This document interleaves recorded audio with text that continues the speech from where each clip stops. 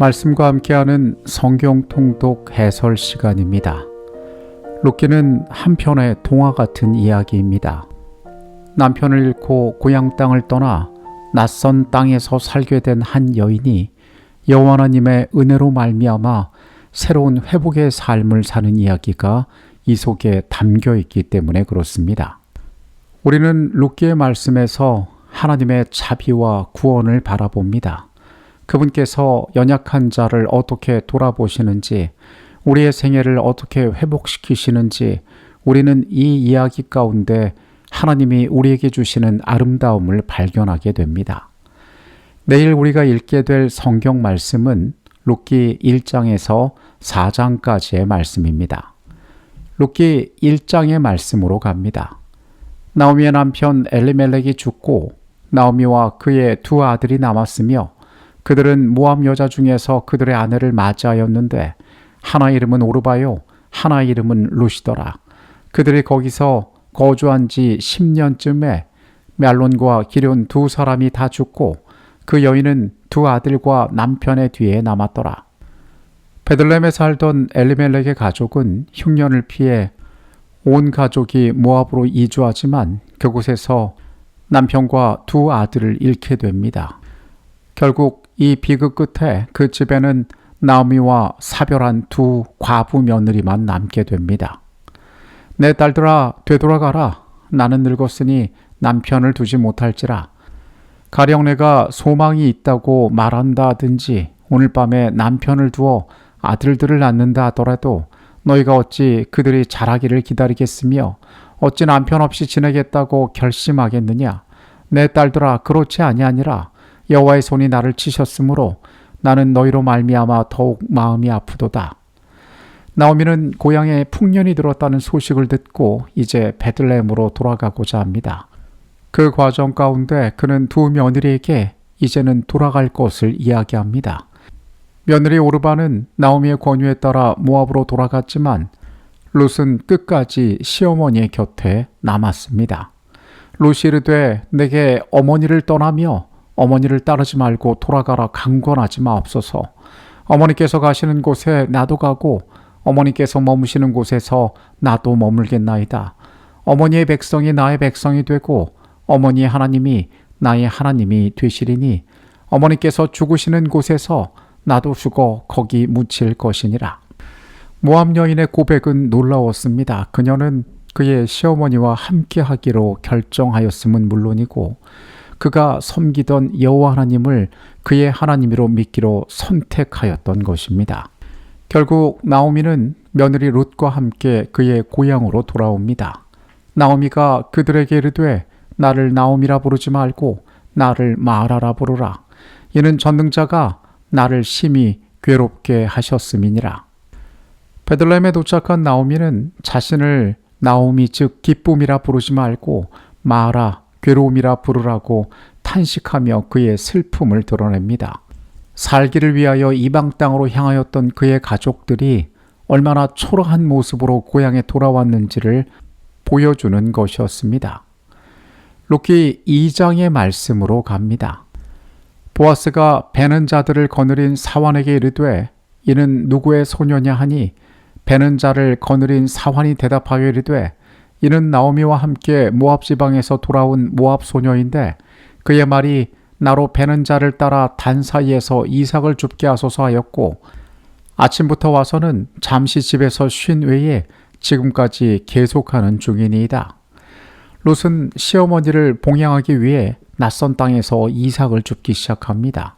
성경은 그녀가 우연히 엘리멜렉의 친족이었던 보아스의 밭에 이르렀다고 기록합니다. 보아스가 그에게 대답하여 이르되 내 남편이 죽은 후로 내가 시어머니에게 행한 모든 것과 내 부모와 고국을 떠나 전에 알지 못하던 백성에게로 온 일이 내게 분명히 알려졌느니라.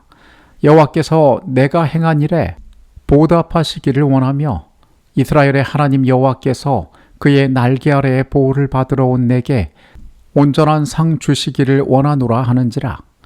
보아스는 롯의 선행을 이미 들어 알고 있었고 그녀를 보호하며 물과 음식을 제공합니다.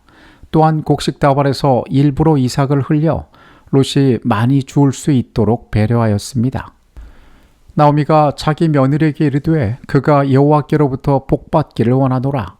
그가 살아있는 자와 죽은 자에게 은혜 베풀기를 그치지 아니하도다 하고, 나오미가 또 그에게 이르되 그 사람은 우리와 가까우니 우리 기업을 물을 자 중에 하나이니라 하니라.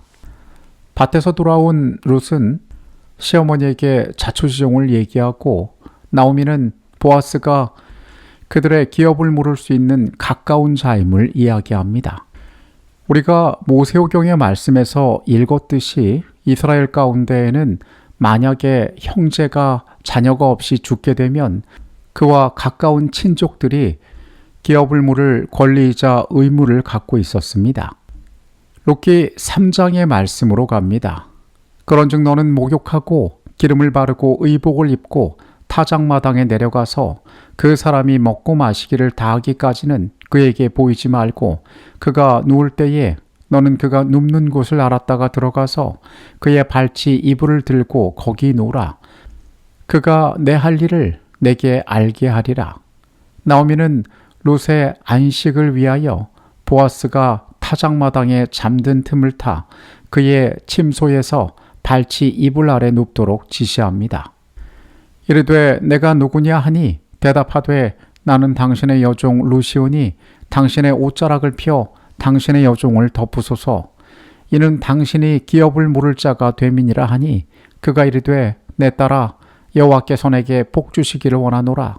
내가 가난하건 부하건 젊은 자를 따르지 아니하였으니 내가 베푼 인애가 처음보다 나중이 더하도다. 밤중에 깬 보아스에게 롯은 당신의 옷자락을 펴 당신의 여종을 덮으소서라며 기업 물을 자의 책임을 요청합니다. 보아스는 롯의 현숙함을 칭찬하며 기꺼이 그 책임을 맡겠다고 약속합니다. 하지만 자신보다 우선순위에 있는 친족과 그 문제를 해결한 뒤에 그 결과를 그에게 알려주겠다라고 이야기합니다. 보아스는 롯을 그냥 보내지 않았고 6 보리 보따리를 주어서 다시 돌려보냈습니다. 다른 이의 침소에 들었던 3장의 이 모습은 부도덕한 모습이 아니라 이스라엘의 고엘 제도에 따른 정당하고 거룩한 청원이었습니다. 보아스는 롯의 요청을 하나님의 율법에 대한 순종으로 받아들이고 그녀를 칭찬했습니다. 롯기 4장의 말씀으로 갑니다. 보아스가 장로들과 모든 백성에게 이르되 내가 엘리멜렉과 기럨과 말론에게 있던 모든 것을 나오미의 손에서 산 일에 너희가 오늘 증인이 되었고, 또 말론의 아내 모압 여인 룻을 사서 나의 아내로 맞이하고 그 죽은 자의 기업을 그의 이름으로 세워 그의 이름이 그의 형제 중과 그곳 성문에서 끊어지지 아니하게 하매 너희가 오늘 증인이 되었느니라 하니, 보아스는 성문에서 나오미와 가장 가까운 친족을 만납니다. 이 친족은 경제적 이익에 대하여 따져본 후에 자신이 기업을 물으는 것이 경제적 손해가 될 것을 우려하여 권리를 포기하고 신발을 벗어줌으로써 보아스에게 그 권리를 양도합니다. 보아스는 모든 백성들 앞에서 그들을 증인 삼아 자신이 나오미의 집안의 모든 기업을 물으겠다라고 선언합니다. 이에 보아스가 룻을 맞이하여 아내로 삼고 그에게 들어갔더니 여호와께서 그에게 임신하게 하심으로 그가 아들을 낳은지라. 여인들이 나오미에게 이르되 찬송할지로다. 여호와께서 오늘 내게 기업 물을 자가 없게 하지 아니하셨도다. 이 아이의 이름이 이스라엘 중에 유명하게 되기를 원하노라. 보아스와 룻이 결혼하여 아들 오벳을 낳았습니다. 마을 여인들은 나오미를 축복하며 7 아들보다 귀한 며느리가 낳은 자라고 찬양합니다. 살몬은 보아스를 낳았고 보아스는 오벳을 낳았고 오벳은 이새를 낳았고 이새는 다윗을 낳았더라. 룻기의 마지막 부분은 족보가 등장하는데 이 족보 가운데 우리는 보아스가 오벳을 낳았고 오벳은 이새를 낳았으며 이새는 훗날 이스라엘의 왕이 되는 다윗을 낳았음을 알게 됩니다. 다윗의 가문은 메시아가 탄생할 가문이었습니다. 그러므로 모압 여인 룻은 메시아의 조상이 되는 특권을 누리게 되었습니다. 하나님께서 그 땅의 연약한 자들을 어떻게 돌보시는지, 하나님을 믿기로 선택한 자들을 어떻게 축복하시는지 우리는 이 짧은 성경의 말씀을 통하여 다정한 구원의 이야기들을 확인하게 됩니다. 하늘이 주시는 평안이, 넉넉한 위로가 함께하는 밤이 되시기를 바라겠습니다. 내일 새로운 말씀으로 다시 만나도록 하겠습니다. 하나님의 백성이 되기로 선택했던 한 모압 여인을 주께서 어떻게 돌보셨는지 말씀 가운데 바라봅니다. 죄 가운데 살아가는 우리가 주의 놀라운 구원과 보호 아래 있음을 오늘 다시 한번 발견합니다.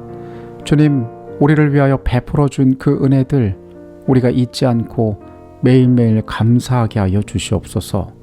주님의 다함 없는 은혜를 인하여 감사드립니다. 예수 그리스도 이름으로 기도합니다. 아멘.